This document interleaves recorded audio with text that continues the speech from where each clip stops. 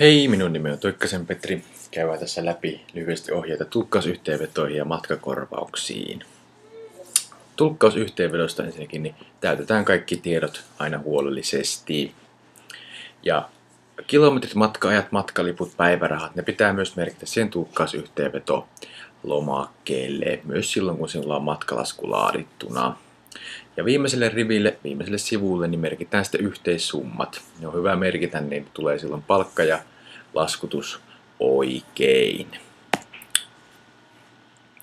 Paikan päällä tehtävissä tulkkauksissa miniveloitus on aina 1 tuntia, puhelintulkkauksesta puoli tuntia.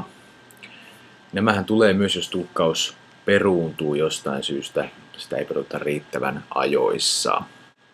Ja tuntipyöristykset tehdään aina seuraavaan puoleen tuntiin. Eli jos on vaikka tunti 10 minuuttia, niin se pyöristetään 1 tuntia 30 minuuttia, eli 1,5 tuntia. Tässä sitten esimerkki täyttämisestä. Aluksi täytetään tietysti perustiedot, oma nimi ja kuukausi ja vuosi. Ja sitten aletaan täyttämään päivämäärä, kieli, tulkkauspaikka ja viranomainen. Ja otetaan sitten viranomaiselta tietysti kuittaus tulkkauksen päätyttyä. Ja sitten paikallisliikenteen lippuhinnat, niin täytetään sinne myös viimeiselle riville, jos niitä on.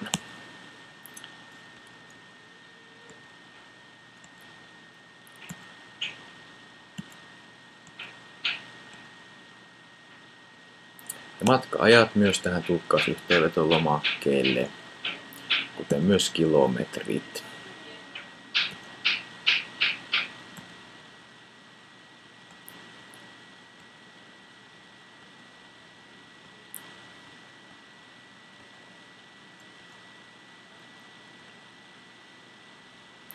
Näin. Ja sitten jos on vaikka bussilippuja, niin sinne viimeiselle riville taas kerran.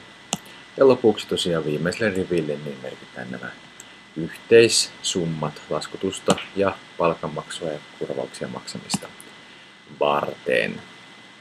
Tämä usein unohtuu, niin sen takia tässä nyt korostan sitä, että muistetaan täyttää se viimeinen rivi. Ja jos tulee virheitä, niin yksinkertaisesti merkatkaa vaan yli ja merkatkaa sitten viereen oikea numero.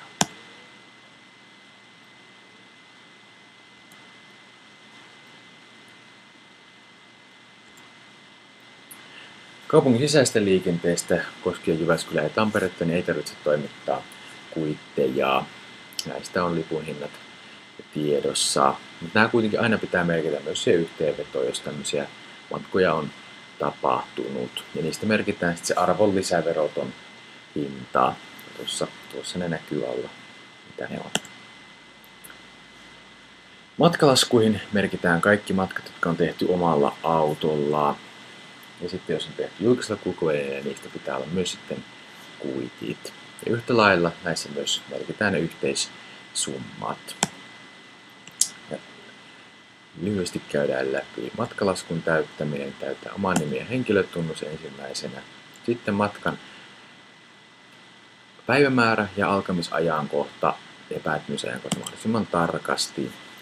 Ja omalla autolla tehdyistä matkoista niin on erittäin hyvä, että olisi jopa ihan osoitetasolla se näkyvissä, niin silloin pystytään tarkistamaan, että kilometrit on oikein. Ja jos julkisen kulkun välillä tehtyjä matkoja, niin samalla tavalla merkitään ne sitten oikeisiin ruutuihin. Ja tänne myös kaikki taas lasketaan sitten yhteen.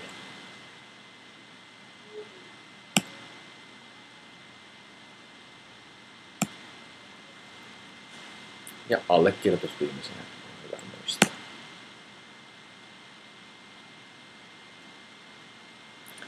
Kilometrikorvauksista verottaja vaatii sen, että ne on eritelty. Eli tämä tarkoittaa se meidän matkalaskulla, että siellä on se osoitteet näkyvissä, pelkkä kaupunki ei ole riittävä tieto.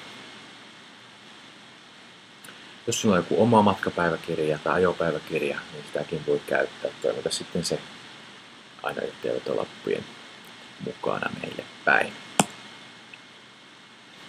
Kilometrikorvauksen saa toki myös muilla kulkuneuvoilla tehdyistä matkoista, esimerkiksi polkupyörällä tai mopolla tai moottoripyörällä tehdyistä matkoista. Ja tuossa 2012 korvaukset löytyy tuolta Veronmaksajien keskusliiton sivuilta kätevästi. Matka-ajan palkka usein aiheuttaa hämmennystä.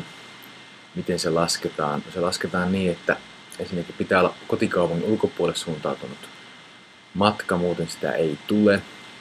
Ja mistä se alkaa? Se alkaa heti kotiovelta ja päättyy kotiovelle.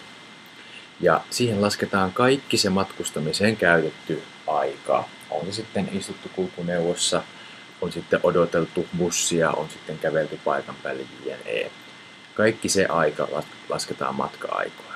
Mutta sitä aikaa, mitä käytetään siihen varsinaiseen tulkkaustilanteeseen, niin se ei kuulu matka-aikaan. Päivärahaa saa sitten myös näistä kotikaupan ulkopuolelle suuntautuvista tulkkausmatkoista. Ja siellä minimiraja on se 6 tuntia, eli silloin 6-8 tuntia niin saa ateriakorvauksen, niin sitten yli 8 tuntia tulee puolipäivärahaa, ja jos on yli 12 tuntia, niin koko päivä rahaa. Eli kaiken kaikkiaan siis kotikaupan ulkopuolista matkoista voi saada sekä matka-ajan palkkaa että päivärahaa ja ateriakorvausta. Jos matkan aikana tarjotaan ateriaa, esimerkiksi asiakas tarjoaa tai tilaisuuteen liittyy ateria, niin se vähentää päivärahan määrää 50%. Ja pysäköintikuluja ei keskuksen ohjeen mukaisesti korvata missään tilanteessa. Leiripäivät on sitten ihan oma asiansa. Leiripäivältä tulee könttäkorvaus, joka koskee kaikkia, sekä mitään erillisiä korvauksia ei sen lisäksi tulee. Lauantailta ja sunnuntailta leirikorvaus on korotettu, eli lauantailta 50% ja sunnuntailta 100%. Ja yhteenvetoon voi sitten merkitä päivän kohdalle, että leiri, ja se on ihan riittävä tieto leiripäivistä. Käännöksiä tulee silloin tällöin eteen. Niissähän palkka on per sivu sama kuin tulkkauspalkkiokin per tunti. Ja näistä tehdyistä käännöksistä niin tieto minulle petri.toikkanen@ethernet.fi, ja siihen olisi hyvä laittaa, että mikä on loppukäyttäjäorganisaatio, käännöksen aihe ja sisältö, käännytteen sivujen määrä tietysti, sitten käännöskieli, jotkut kun kääntävät useampaa kieltä myös. Ja lähetän myös käännös sitten sähköpostilla minulle, niin näin käännökset tulee varmuuskopio ja tiedetään myös sitten kilpailutuksia varten, että minkälaisia käännöstöitä on tehty. Paperit tänne Ethernet Oy:lle, niin minun kotiosoitteeseen Pohjankato 608 P24 500 Tampere. Ja toivomuksena se, että ne lähetään viimeistään 7. päivä meille päin. Ne voi myös toimittaa skannattuna PDF JPG muodossa. Minulle sitten sähköpostiin skannattuja. Ja palkkoja maksetaan 3. päivä 12. päivää.